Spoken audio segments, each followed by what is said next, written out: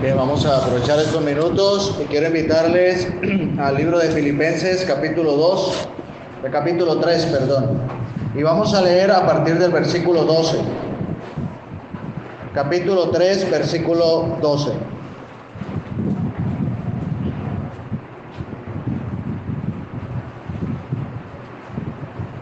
Dice la Escritura, capítulo 3, versículo 12, no que lo haya alcanzado ya, ni que ya sea perfecto, sino que prosigo, para ver si logro hacer aquello por lo cual fui también nacido por Cristo Jesús.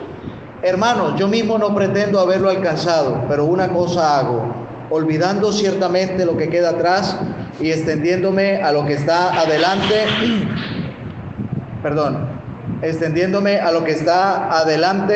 prosigo a la meta, al premio del supremo llamamiento de Dios en Cristo Jesús. Así que los que somos perfectos, esto mismo sintamos. Y si otra cosa sentís, esto también lo revelará Dios. Pero en aquello a lo que hemos llegado, sigamos una misma regla, sintamos una misma cosa. Hermanos, sed imitadores de mí y mirad a los que así se conducen, según el ejemplo que tenéis en nosotros. Porque por ahí andan muchos de los cuales os dije muchas veces, y aún ahora lo digo llorando, que son enemigos de la cruz de Cristo, el fin de los cuales será perdición, cuyo Dios es el vientre, cuya gloria es su vergüenza, que solo piensan en lo terrenal.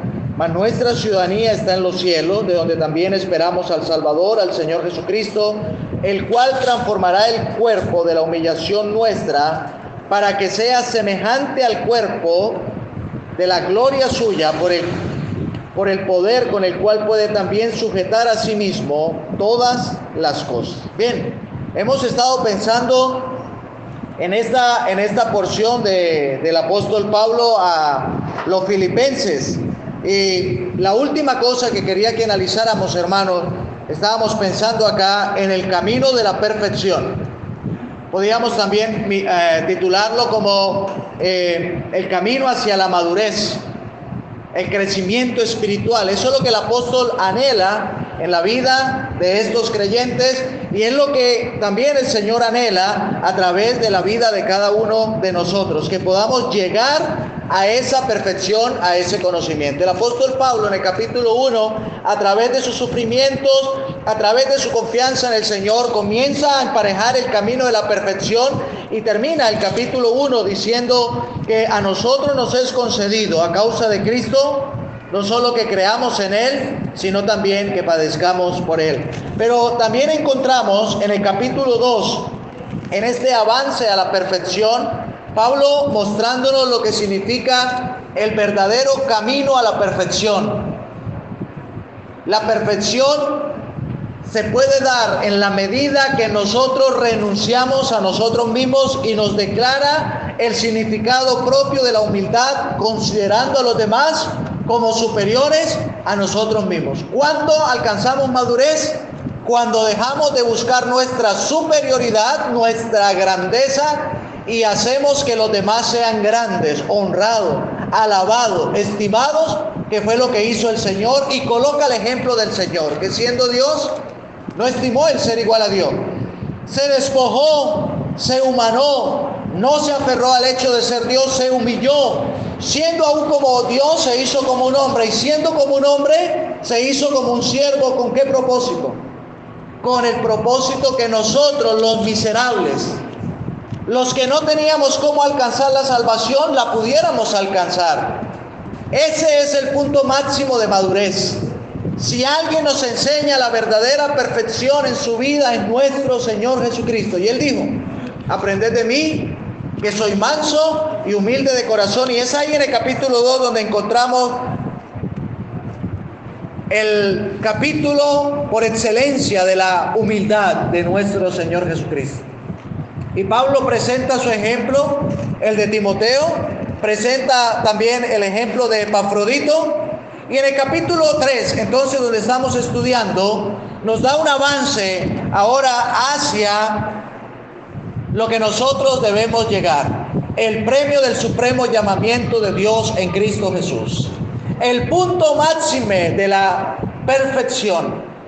Y siempre hemos confundido el tema de la perfección y la madurez con apariencia física, con demostraciones que puedan mostrarle a otros que yo soy maduro, que yo soy perfecto. Pero la perfección no tiene nada que ver con apariencia física, con mostrar algo externo. La experiencia que nosotros hemos comenzado es una experiencia espiritual. Tiene todo el sentido espiritual. No podemos alcanzar la perfección sin el Espíritu de Dios obrando en nuestra vida. Ya hemos sido perfeccionados en el sentido de que ya entró a morar en nuestra vida y Dios nos considera santos, nos considera limpios. En su Hijo, ¿cómo nos ve Dios? Aunque no lo crean, ¿saben cómo nos ve Dios en su Hijo? Perfectos. Pero aunque nos ve santos y aunque nos ve perfectos y puros, y podíamos seguir añadiendo, todos los atributos de Cristo están adheridos a nosotros por haberle creído a Él. Nosotros sabemos en sí mismos, cada uno lo puede reconocer, y nuestra conciencia nos acusa diariamente que por muy santos que Dios nos vea, no lo somos. Que por muy puro que Dios nos vea, no lo somos. No porque Él no haya hecho una obra perfecta, sino porque en nuestra debilidad y en nuestra carnalidad tenemos nosotros una tarea también. ¿Cuál es? Hacer que esa perfección, que esa santidad, que esa pureza sea una realidad en mi vida. No nos desgastemos pensando que nosotros tenemos que brillar en perfección cuando humanamente no lo podemos. ¿Qué tenemos que hacer? Hacer que esa perfección que Dios ha comenzado en nosotros brille. Y es ahí el punto donde quiero llegar. Y espero que me entiendan y no se vayan a equivocar con lo que les voy a decir. Porque lo que se debe formar en nosotros es el carácter de Cristo. Es lo que debe brillar en nosotros. Nosotros estamos buscando la perfección, queriendo brillar. ¿Quiénes? Nosotros. Hermano, mírame cómo he cambiado. Mírame cómo me estoy portando. ¿Sí ves cómo me estoy vistiendo? ¿Sí ves cómo estoy actuando? Ya no hablo así. Ya me porto así. Estás mostrándote a ti mismo. Estás diciendo como el fariseo: Señor, yo no soy como este publicano. Mira, yo oro tantas veces a la semana, ayuno tantas veces, doy tantas limosnas. Mira, Señor, cómo he cambiado. Te estás mostrando a ti. Pero la perfección y la madurez no indica cambiarme a mí. Es el Señor obrando en mí quien tiene que brillar. Lógico, si Él brilla en mí, si Él resplandece en mí, me va a afectar tanto a mí que se va a ver el cambio en mí. Porque cuando me vean no me van a ver a mí, sino que van a ver a Cristo en mí. Y es lo que Pablo dijo: lo que ahora vivo en la fe, lo que ahora vivo en la carne, lo vivo en la fe del Hijo de Dios, el cual me amó y se entregó a sí mismo por mí. Entonces, Él nos presenta algunos peligros que van a ir en contra de nuestra perfección. Ya los analizamos uno por uno. Tenemos los malos obreros, tenemos los perros, tenemos los mutiladores del cuerpo, pero tenemos un enemigo más grande que los externos. ¿Quién es? Nosotros mismos. Y por eso en el capítulo 3 dice, en el versículo 3, no se le olvide: nosotros somos la circuncisión, los que en espíritu servimos a Dios. Y dice: y nos gloriamos en Cristo Jesús. Aquí está la clave: no teniendo confianza en la carne. ¿Avanzamos a la perfección? ¿Caminamos hacia la madurez? ¿Estamos buscando el crecimiento espiritual? Tenemos que desaparecer del mapa. Si nosotros no desaparecemos, si Él no crece en nosotros, si nosotros menguamos, no va a haber crecimiento, no va a haber madurez, no va a haber perfección. Nosotros no podemos tener ninguna confianza en la carne.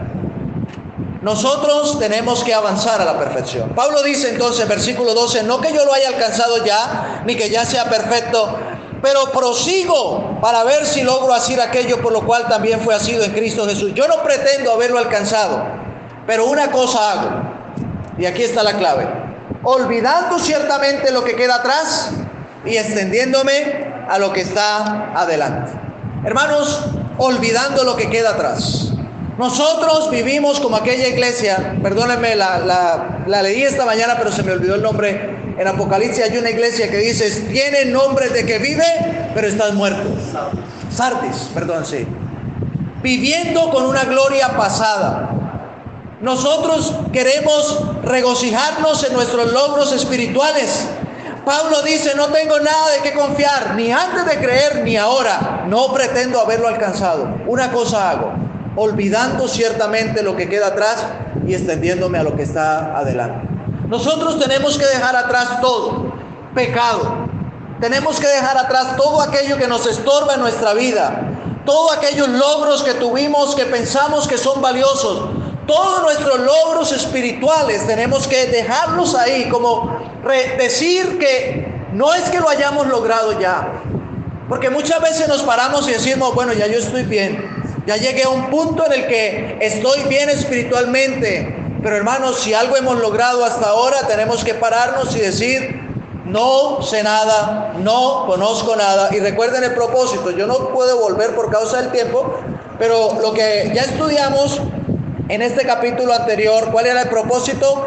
A fin de conocerle a Él. Nosotros, aunque creamos que le conocemos, que sabemos mucho de Él, que le tenemos a Él, hermanos, no tenemos nada. No le conocemos. Tenemos que avanzar día a día a la perfección. Y es ahí cuando comenzamos a madurar. Cuando nosotros renunciamos a nosotros mismos. Y nosotros colocamos a Cristo en primer lugar como nuestra meta, como el premio del supremo llamamiento, como el punto máximo de perfección. Nosotros, hermanos, vamos a crecer espiritualmente. De lo contrario, no va a haber crecimiento. No puede haber crecimiento, hermanos, cuando yo en mi vida todavía tengo confianza en la carne. Que lo puedo lograr, que lo puedo hacer, pero es que yo fui así. Pero es que usted no sabe cuántos años llevo yo acá. Es que usted no sabe quién fundó esta asamblea. Es que usted no sabe a cuántas obras yo he ido. Es que usted no sabe cuántas cosas he predicado. Eso no es nada. Si algo hemos hecho hasta ahora, tenemos que decir, Señor, siervos inútiles somos. Lo que debimos haber hecho hicimos y no hay más. No hemos hecho más. Pero ahora prosigo. Ahora, si Pablo lo está diciendo, el que se entregó, el que sufrió por causa del evangelio, el que tenía la carga pesada, el que se le encomendó la labor, el que escribió todos estos libros, y él está diciendo, yo no pretendo haberlo alcanzado ya. Olvido lo que hice, dejo todo atrás y prosigo adelante al premio del supremo llamamiento, a la meta, dice el versículo, a la meta, al premio del supremo llamamiento de Dios en Cristo Jesús. Y vuelve otra vez y se repite, en Cristo Jesús. Habíamos dicho en el versículo 9, y ser hallado en Él. Y ahora dice, el premio del supremo llamamiento en Cristo Jesús.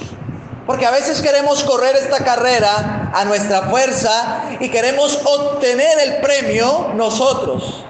Pero es que el premio realmente es Cristo y es en Cristo el premio. Es en Él que se ve la gloria, porque la gloria que buscamos aquí no es la posición o el lugar en el que nos pongan en la iglesia o el grado de madurez al que creamos haber llegado, haber alcanzado.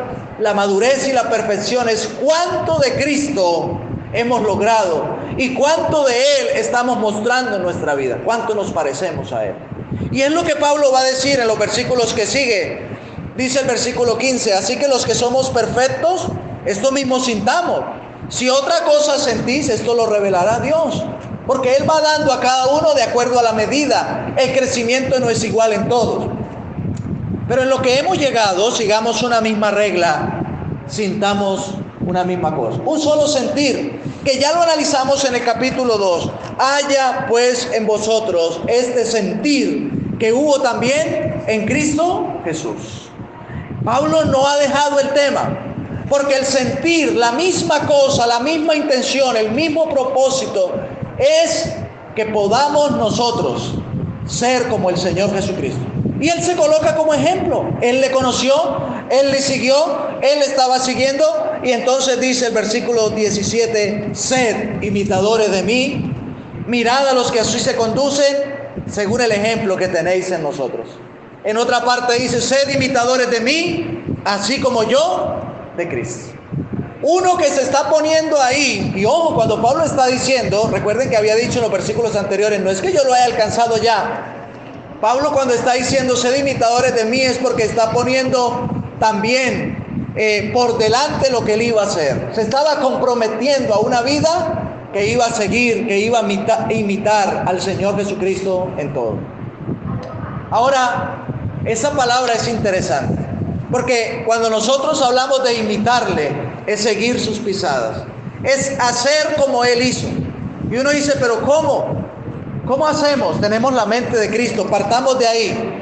Una vez que le recibimos a Él y el Espíritu Santo entró a nuestra vida, nosotros podemos pensar como el Señor Jesucristo. Tenemos que conocerle. Y siempre estamos preocupados de qué no hizo el Señor para nosotros no ir a hacerlo y no ir a cometer algún error, ¿no? Entonces, ¿qué no hizo el Señor? No, el Señor no se metió allá. El Señor no hizo esto. El Señor no haría aquello. Y empezamos a especular y a poner cosas de más. No se preocupe por las cosas que el Señor no hizo. Si no están escritas ahí, no nos interesa. Preocúpese por las que hizo. ¿Le imitamos a Él? Tal es el grado de madurez que estamos dispuestos como Cristo a renunciar a nosotros mismos, a amar a los pecadores, a estar pendiente de las viudas, a estar pendiente de los huérfanos. Pensamos, por ejemplo, en el caso de María y Lázaro. Marta, aquella viuda con su hijo muerto. Pensamos en los leprosos a los que él tocó. Pensamos en los publicanos a los que nadie se quería juntar.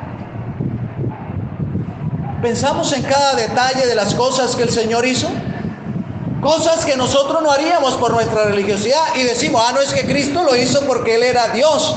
No, Cristo lo hizo porque era un hombre igual que nosotros, pero con una convicción especial. ¿Cuál era? El amor de Dios que lo movía aún a hacer lo que nosotros no haríamos, porque no nos juntamos con esos. No nos juntamos con esos. Pero el Señor Jesucristo sí. Pero el Señor Jesucristo sí actuó misericordiosamente, aún con aquellos que le trataron mal. En su momento le escuchamos decir, Padre, perdónalos porque no saben lo que hacen. Y entonces aquí está la contraparte, porque por ahí andan muchos, de los cuales dije muchas veces y aún ahora lo digo llorando, son enemigos de la cruz de Cristo. Y define las características, porque no dice quiénes son, si son los malos obreros, si son los perros, si son los mutiladores. No dice aquí Pablo si son los judaizantes, no dice, pero da unas características. Versículo 19, el fin de los cuales será perdición, cuyo Dios es el vientre, cuya gloria es su vergüenza, que solo piensan en lo terrenal. Y lógicamente estamos rodeados de la falsedad, de los falsos maestros, de todos aquellos que van en contra de la palabra, de la doctrina y de todo lo que conocemos. Pero llama la atención también, el apóstol les advierte, lo he dicho muchas veces y ahora lo digo llorando, son enemigos de la cruz de Cristo.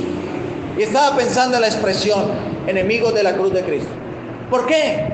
¿Quién es un enemigo de la cruz de Cristo? Alguien que no reconoce lo que se hizo en la cruz. Y usted y yo, aunque si usted es salvo, pues no se va a perder, porque aquí dice que los enemigos de la cruz de Cristo, especialmente refiriéndose a esto, a los que Pablo conocía, yo no sé quiénes son, pero Pablo sabía que estos que lo estaban diciendo seguramente no eran creyentes, el fin de los cuales es perdición. Y nosotros también predicamos en Corintios que dice que en cuanto a la palabra de la cruz les parece locura, pero aquí dice que son enemigos de la cruz de Cristo. Mi hermanos, estaba meditando en esto y orándole al Señor sabiduría. Pero sabe una cosa, cuando pensamos en la cruz de Cristo, ¿qué pensamos? Lo que ahí se hizo, hermanos, es una obra de misericordia. Es alguien que sin tener por qué está cargando la culpa de todos nosotros. Alguien que es enemigo de la cruz no está dispuesto a renunciar. Alguien que es enemigo de la cruz de Cristo no está dispuesto a dar su vida por otro. Alguien que es enemigo de la cruz de Cristo no es capaz de perdonar a otro. Pero cuando pensamos en la cruz y volteamos nuestros ojos a la cruz, le vemos a Él diciendo, Padre, perdónalos, porque no saben lo que hacen. Vemos a uno ahí sufriendo la sed, la angustia, el desespero, y podía bajarse. Todos le gritaban, bájate y sálvate y sálvanos. Pero sabe, uno es enemigo de la cruz de Cristo cuando decide bajarse de ella para no querer sufrir. A mí que no me metan en ese problema. Yo no voy a sufrir por nadie. Vaya, cada quien sufra lo suyo. Somos enemigos de la cruz de Cristo. Oh, ¿somos enemigos de la cruz de Cristo? Analicemos, no estoy juzgando a nadie. Pero a la luz de esto lo puse como un espejo de mi alma y soy enemigo de la cruz de Cristo. Muchas veces, cuando no estoy dispuesto a renunciar, cuando no estoy dispuesto a rendirse como Él se entregó, cuando no estoy dispuesto a consumar una obra porque, no sé, los hermanos no me reconocen, no dicen nada y yo todo lo que hago, no estoy diciendo consumado es. No estoy terminando la obra a cabalidad. Soy enemigo de la cruz de Cristo. Cuando alguien se acerca y nosotros le despreciamos, pero vemos al Señor ahí con un ladrón al lado diciéndole, acuérdate de mí cuando vengas en tu reino. Y el Señor misericordioso le dice, hoy mismo estarás conmigo en el paraíso. La característica principal de esto es que el Dios de ellos es el vientre, es el vacío que hay acá. Y esa la palabra en el griego es vacío, es cavidad, es la cavidad. Y mire, el vacío que hay muchas veces nuestro es falta de llenarlo del Señor, es falta de ser llenos de Él para podernos apropiar de Él, para no ser enemigos de la cruz de Cristo. Nosotros no podemos dejar la cruz ahí y seguir viviendo nuestra vida cristiana. Nosotros tenemos que cargar su cruz cada día y seguirle. Fue lo que el Señor dijo en su palabra. Ahora bien, dice, solo piensan en lo terrenal. Una de las cosas que va a detener nuestro avance espiritual, nuestra madurez, nuestra perfección, es la mirada en las cosas terrenales. Hemos salido huyendo de la corrupción que hay en el mundo. Y hermanos, nos pegamos a lo material. No queremos renunciar a lo que anhelamos, porque nos parece más importante lo que hay acá. Y hay algo terrible aún. Nos apropiamos tanto de lo que hay acá que la gente lo ve y no ve ninguna diferencia en nosotros. Buscamos lo mismo que ellos buscan. Caminamos por donde ellos mismos caminan. Hacemos todo. No estoy diciendo que no andemos con ellos. Lógicamente, lo que estoy diciendo en el contexto de la enseñanza es que debemos juntarnos con ellos. Debemos acercarnos para mostrarles el amor de Cristo. Pero qué triste cuando ellos ven que nosotros estamos tan pegados a lo material y nos quejamos frente a nuestros familiares inconversos de nuestra mala situación, de lo que estoy pasando. Y sabe, terriblemente a veces ha habido inconversos que nos ponen la mano encima y nos dicen, tranquilo, Dios hará, Dios proveerá, usted es hijo de Dios. Eso es vergonzoso, porque estamos pensando solamente en lo terrenal. En lo terrenal. Deberíamos estar como el apóstol Pablo. Bueno, he aprendido a contentarme cualquiera sea mi situación. ¿Y usted por qué está tan tranquilo? He aprendido a contentar. La palabra dice, no hemos llegado allá, pero me les adelanto. He aprendido. Debemos aprender. Debemos aprender. Si usted no sabía manejar, le tocó aprender a manejar. Si no sabía construir, le tocó aprender a construir. Si no sabía pintar, le tocó aprender a pintar. Si no sabía criar un hijo, le tocó aprender a criar un hijo. Pero debemos aprender a contentarnos cualquiera sea nuestra situación. ¿Sabía vivir en abundancia? ¿Sabía vivir en escasez? Por todo y en todo estoy enseñado. Todo lo puedo en Cristo que me fortalece. Eso es madurez. Eso es madurez. Madurez no es el que más sabe Biblia ni el que más viene a las reuniones. Porque muchas veces los que más venimos a la reunión o el que más sabe Biblia somos los más inmaduros. Lo digo por mí. Ahora, terminando acá, dice, mas nuestra ciudadanía está en los cielos, de donde también esperamos al Salvador, al Señor Jesucristo. En el capítulo 3, pero de Colosenses dice, puesto los ojos, dice que esperamos de los cielos a nuestro Salvador, al Señor Jesucristo. Perdón, lo leo bien porque me confundí con otra cita. Y dice en el capítulo 3 de Colosenses, poned la mira en las cosas de arriba y no en las de la tierra. Dice, cuando Cristo vuestra vida se manifieste, entonces vosotros seréis manifestados con Él en gloria. Era una colonia romana. Y cualquiera que tenía la ciudadanía romana y especialmente de una colonia como Filipos era como de la élite, era lo más importante. Y el que estaba ahí es como el que hoy dice, no, llegué a Estados Unidos, me dieron visa y estoy disfrutando el sueño americano. Y entonces feliz porque logró la visa. Bueno, hermanos, nuestra visa es celestial. Hermanos santos, dice el escritor de Hebreos, participantes del llamamiento celestial, considerado el apóstol y sumo sacerdote de nuestra profesión, Cristo Jesús. Nuestra ciudadanía está en los cielos. Y ahí entonces añadimos lo que ya sabemos. Buscad primeramente el reino de Dios y su justicia, y no piensen solo en lo terrenal, porque estas cosas serán añadidas. El Dios vuestro no puede ser el vientre. ¿Qué comeremos? ¿Qué beberemos? ¿Qué vestiremos? No, no puede ser el Dios el vientre, porque vuestro Padre sabe de qué cosas tenéis necia. Me estoy dando cuenta que soy enemigo de la cruz de Cristo, porque una de las características es que mi Dios es el vientre, que estoy buscando cómo llenarme, cómo satisfacerme. ¿Y saben por qué predicamos tanto y la gente no se convierte? ¿Sí saben? Porque nosotros no estamos satisfechos, porque no estamos completos. Y cuando les predicamos el evangelio dice, pero ven, este me habla de estar feliz y no es feliz, este me habla de estar contento y no está contento, de estar lleno y no está lleno, de estar despreocupado y lo veo más preocupado que yo. ¿Qué es lo que me predica? Porque nuestra ciudadanía es esta, se nos ha vuelto esta, nuestro Dios es el vientre, y queremos llenarnos de acá. Pero dice que cuando gocemos plenamente esta ciudadanía, Él transformará el cuerpo de la humillación nuestra, para que sea semejante al cuerpo de la gloria suya, por el poder con el cual puede también sujetar a sí mismo todas las cosas. No hay nada que pueda detener el avance de la obra que Él ha comenzado en nosotros. Lo dijo en el capítulo 1. El que ha comenzado en vosotros la buena obra, la perfeccionará hasta el día de Jesucristo. No nos dé temor renunciar. No nos dé temor morir a nosotros mismos.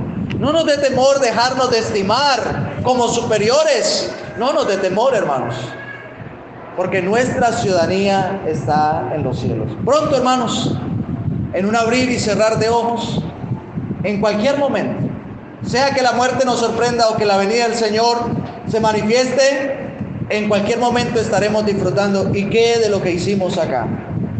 Porque lo que va a contar cuando entremos al tribunal de Cristo es lo que hayamos hecho mientras estábamos en el cuerpo, sea bueno o sea malo. Y tendremos que dar cuenta. Y entonces volvemos al himno: he de ir sin ningún fruto, he de ver a Cristo así, con el tiempo malgastado, he de presentarme allí. Bueno, hermanos, el camino que tenemos por delante es el camino de la perfección. El Señor nos ayude a crecer. El Señor ayude. El capítulo también, este libro también se parece a segunda de Pedro, cuando dice: añadid a vuestra fe virtud, a la virtud conocimiento, al conocimiento dominio propio, etcétera, etcétera. Y termina el capítulo de segunda de Pedro, capítulo 3, versículo 18. Antes bien, creced en la gracia y el conocimiento de nuestro Dios y Salvador Jesucristo. Esa es la meta, ese es el premio supremo. ¿Cuál es la madurez? ¿Cuál es la madurez? ¿A cuántas conferencias voy? ¿Cuántos libros tengo en la casa? ¿Cuántas Biblias de estudio he comprado? Qué hermano tan maduro. Y tampoco la forma que hablamos y nos expresamos. En la más terrible inmadurez mía, me invitaron a predicar un día a una ciudad, y un muchacho se me acercó y me dijo: hermano, usted es muy maduro como habla, hermano, usted es muy maduro como se expresa. Me avergoncé tanto, la verdad, porque la madurez no se debe medir por lo que yo hable aquí. Yo solamente aquí hablando soy un instrumento débil para pronunciar lo que creo el Señor ha puesto en mi corazón para ustedes. Pero más que madurez, yo necesito madurar al igual que todos. Pero qué equivocados estamos. Y Satanás es experto en andar detrás de nosotros, poniéndonos gente como este muchacho. Luego un hermano me dijo: no, téngale paciencia, el hermano tiene algunos problemas cognitivos, pero independiente, el Señor lo usó para hablarme y decirme: a veces pensamos que la madurez se mide por como yo hablo, como yo expreso, como yo digo. No, es como yo vivo a Cristo en mí. Es como Cristo se refleja en mi vida, que Él sea el reflejo de nosotros y entonces podamos expresar la perfecta madurez, la perfección que Él quiere en nuestra vida. Vamos a orar.